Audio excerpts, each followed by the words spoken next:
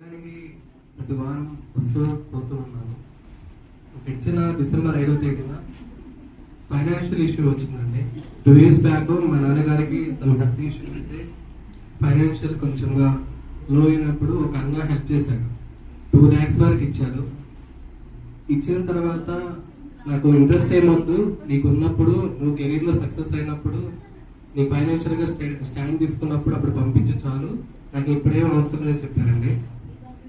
So నా family మెంబర్సే నాకు help చేయాలి. ఆ టైంలో ఆయన ఎవరో కూడా తెలియదు నాకు, జస్ట్ హాస్టల్లో పరిచయం అయ్యాడు. మాడదేవుని బట్టి ఆయన హెల్ప్ చేశాడు, దేవుని కృపను బట్టి. సో 2 years 1 year ప్లస్ అయింది, almost 1 year 3 months 1 year 4 months అయింది. డిసెంబర్ 5th సడన్ గా కాల్ చేశాడు. 2 గంటలకు కాల్ చేశాడు, నాకు ఖచ్చితంగా 2 lakhs కావాలి, మా రిలేటివ్స్ హాస్పిటల్లో జాయిన్ అయ్యారు, నేను ఖచ్చితంగా హెల్ప్ చేయాలి, సో అమౌంట్ కావాలి బాబు, ఖచ్చితంగా నువ్వు సహాయం చేయాలి ఈ టైంలో అని చెప్పేసి అన్నాడు. నా దగ్గర 20,000 తప్ప వేరేది ఏం లేదు. అప్పుడే శాలరీ పడింది, నా శాలరీ 24,000. సో రూమ్ రెంట్ అయిపోగా నాకు మిగిలింది అకౌంట్లో 20,000. దాని ముందే 1 week బ్యాక్ మా అమ్మమ్మ గారు ఎక్స్పైర్ అయ్యారు. 3 రోజే దినం పెట్టేసుకున్నారు. సో దానికి 20,000 టచ్ అయిపోయింది. రూపాయలు నేను తీసుకున్న డబ్బులు 2 lakhs మా బావ నిమిత్తం తీసుకున్నాను. మా చెల్లి గారికి కొంచెం ఫైనాన్షియల్ ఇష్యూ అయితే నేను మధ్యలో ఉండి నేను ఇప్పించాను 1,70,000.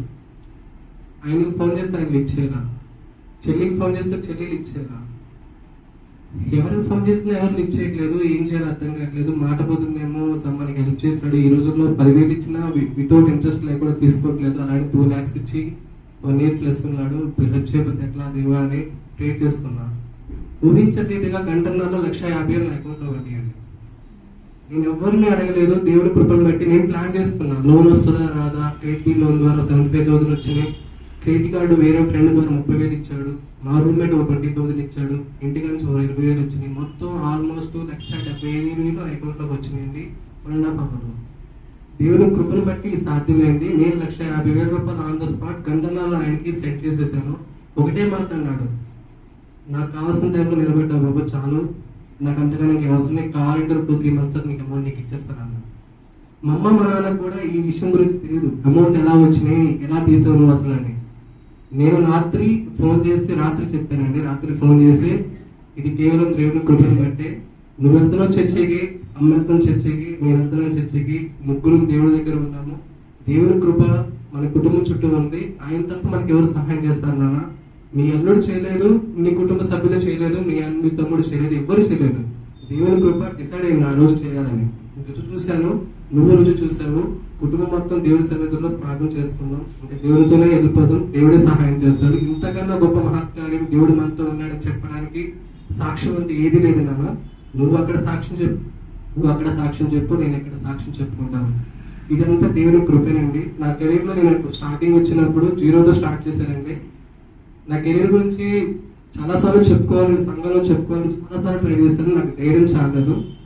ఇది ఇప్పుడు ధైర్యం వచ్చిందంటే దేవుని కృప ఎంతగా చూసిన తర్వాత ఇప్పుడు కూడా చెప్పుకోకపోతే మనస్సాక్షికి చెప్పుకోలేనండి. దేవుని లోపల ఉన్న ఆత్మ పరిశుద్ధాత్మ చెప్పనిచ్చే నాకు ధైర్యం వచ్చింది. నాకు నేను ఊహించలేదు ఇంతగా ఎలా వచ్చి స్టాండ్ తీసుకుని మీతో చెప్పుకుంటానని. నా కెరీర్లో 0 స్టార్ట్ చేశానండి. ఎవరు సహాయం చేయలేదు. దేవుని కృపను బట్టి నాకు ఆఫీస్లో మంచి MNC కంపెనీలో జాబ్ వచ్చింది. డైలీ వెళ్ళొస్తూ ఉన్నాను. 3 years కంప్లీట్ అయిపోయిందండి. మా అమ్మగారికి అనారోగ్యం బాగాలేనప్పుడు దేవుడు సహాయం చేశాడు. ఎవ్వరు లేనప్పుడు కూడా దిగులు పడలేదండి. దేవుని వైపే చూశాను, దేవుడే సహాయం చేస్తాడని ప్రార్థన చేసుకున్నాను. నాకు నువ్వు తప్ప ఎవరు లేరు, నిన్ను తప్ప నేను ఎవరిని నమ్ముకోలేదు, నువ్వే నాకు సహాయం చేయాలని ఆయన మీద స్టాండ్ చేసుకున్నాను. ఆయన నాకు సహాయం చేశాడు. ఎవరు సహాయం చేయలేదండి. ఏం కలిగినా దేవుని నిమిత్తమే కలిగింది. ఇప్పటి వరకు నేను ఇక్కడ ఇలా ఉన్నానంటే దేవుని కృపే, దేవునికి మహిమ కలుగును గాక. ఈ చిన్న సాక్ష్యాన్ని దేవుడు దీవించిన కాక.